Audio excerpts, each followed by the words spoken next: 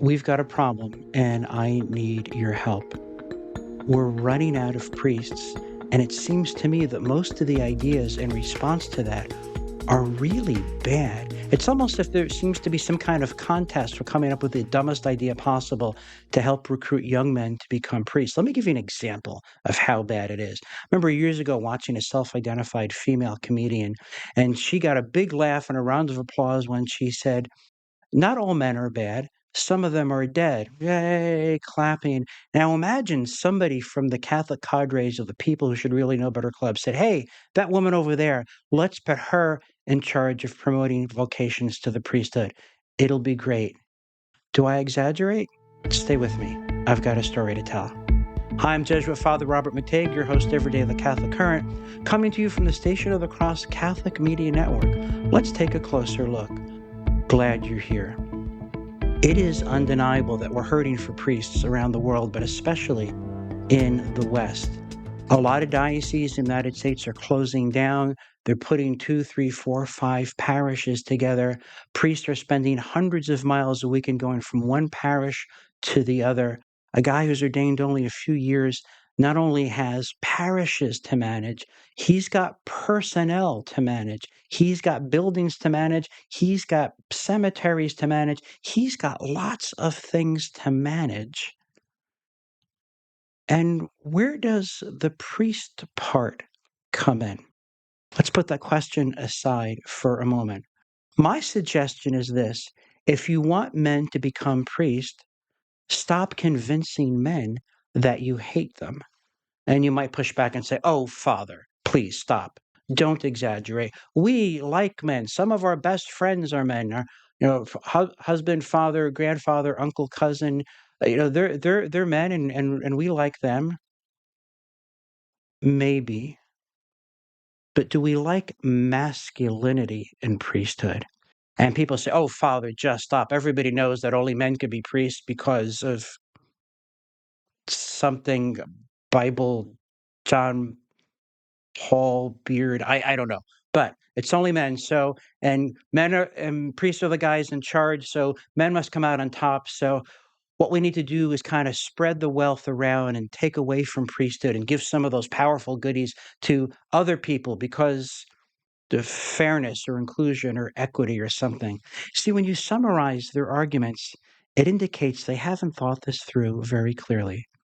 We keep coming back. It is undeniable that there's a crisis of priesthood around the world. Entire nations are ordaining fewer men than your average suburban high school is graduating men. There is a country in Europe where one of the dioceses said, "Look, it's really hard to get to Mass these days because we have so few priests. So if it's a bother to get to Mass, you're dispensed from your Sunday obligation." It's that bad. And if we're going to have men be priests, now hear me out, this is a radical idea. If we're going to have men be priests, we should let men know that we like them, that we appreciate their masculinity, that we appreciate their distinctive masculine characteristics and charism. And I don't just mean having a beard. If we look at the icons of the male soul, we know that men are meant to take a hike. They're meant to be pilgrims like Abraham. They're meant to take a stand. They're meant to be warriors like David. And they're meant to take charge in the image of Christ the King. Now, here people will scream and rend their garments and rip out the page of St. Paul from their Bible yet again. Please, can we put all that aside? Just hear me out.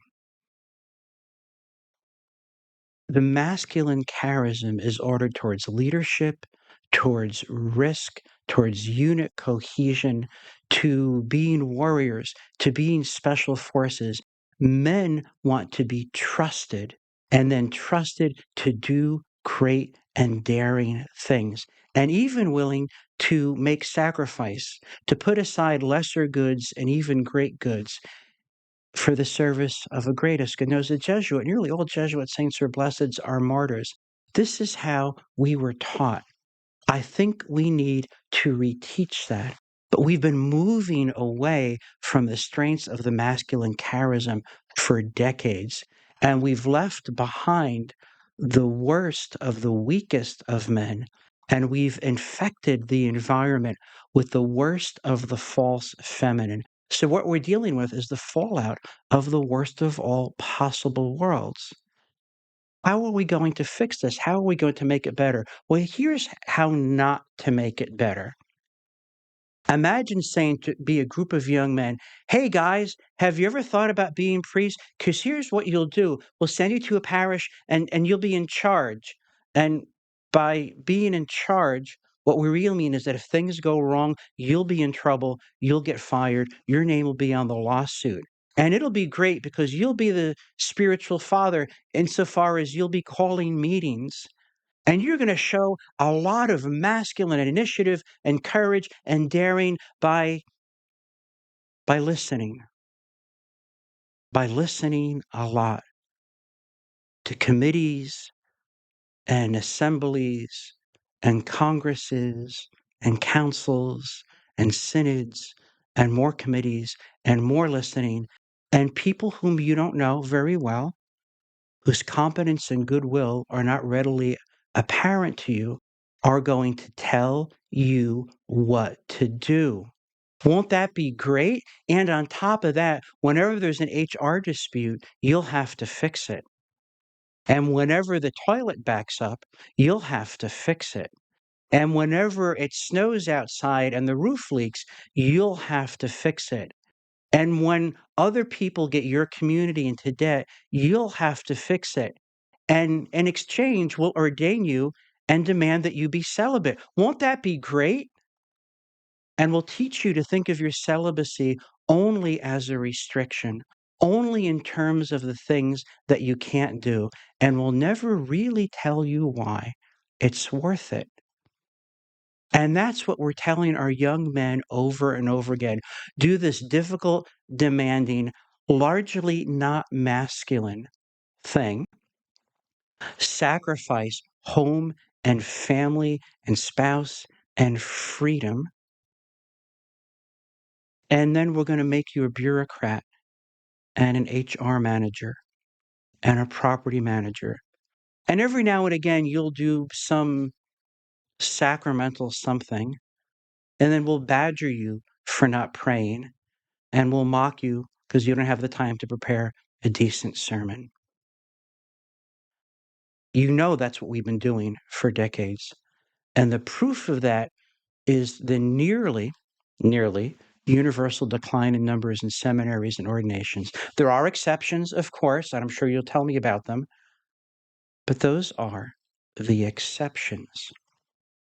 So what we need to do is recapture the transcendent, mystical, spiritual aspect of being a man, to reclaim the masculine archetypes of pilgrim and warrior, and to be united with Christ and his role as priest and prophet and king. And will tell him there will be sacrifice. You will surrender freedom. You will surrender family. And rather those than just being wastes or things you put aside, they become fuel for the sacrificial fire that you'll need to be a hero and a warrior and a champion, to break chains, to preach the gospel that liberates souls, to heal the sick, to drive out demons, to confront evil with Christ crucified, risen, reigning, and returning, to climb up the mount to Calvary and offer the one thing necessary, the greatest good, the holy sacrifice of the Mass, which only you can do with your anointed hands. We need warriors. We need heroes. We need the priestly equivalent of the special forces. And we're going to encourage risk taking. We're going to encourage truth telling. And we're going to respect the men who are willing to put aside the greatest goods in life for the absolute good of Christ Himself. And we'll expect you to behave differently and will treat you differently. And we'll all work with you, and will look to you to be a real father to husband the resources in the community of the church for the greater glory of God, so that lives will be saved and souls will be saved. What if we spoke like that? Well, I think we can. I think we should, on the condition that it's true. And right now, I think if we spoke like that, young men wouldn't believe us. Because when they see poor Father McGillicuddy, Our Lady Help of Suburbia, he's just ping-ponging from one church to the next. And he's concerned about paying bills and paying bills and paying bills and going to meetings and going to meetings. And he looks up, and here comes the synodal meteor that's going to land in his backyard. And then there's going to be listening and meetings to infinity. And a man who wants to live and die as a hero and a warrior and a leader will not be able to endure that. And he's not going to sacrifice home and family and freedom so that he can be handed a perpetual to-do list. So we need to come back to what we used to know about who a priest really is. I'm going to say one more controversial thing before I go on too long. Since I was a young man, so this is a long time ago now, we used to talk about, especially clergy, as the servant leader, because Holy Thursday, foot washing, Samaritan, something, and that we were going to take special forces operators and then put them at the help desk.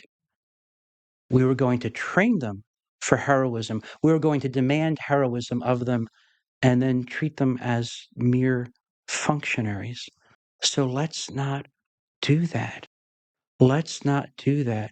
Let's find a way of living parish life where the administrivia is delegated to people who can do that, who would be glad to do that, who would be paid for that, so that priests can live as holy men, as wise men, men of learning and prayer and combat and transcendence and urgency, men marked with holy fire. Yes, earthen vessels with great treasures within. So rather than talk about the servant leader, let's talk about the man who serves by leading. The man who stands up when everyone else is losing their head and doesn't know what to do, and the fire is falling from the sky, and says, "Follow me." And as he says that, he has his eyes on Christ.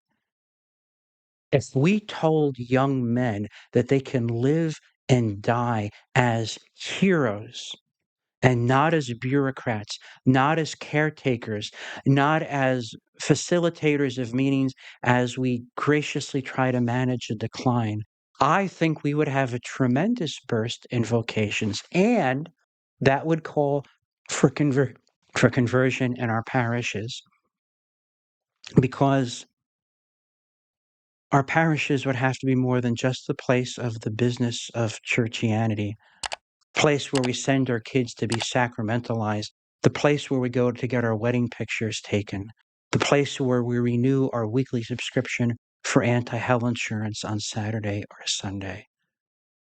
We would be the church militant once again. And that means allowing men to be authentically men, united with the God-man, Christ himself. This is a lot to think about. We're going to have to talk about it again soon. Meanwhile, think on these things, take them to prayer, and talk about them with those you love. Go in peace, and please do pray for me, for I am a sinner. Thanks for watching today. I release new videos on Mondays and Wednesdays. Check out the archives for more videos. You can listen to my podcast at stationofthecross.com, and you can find my written work at heraldofthegospel.org. See you next time.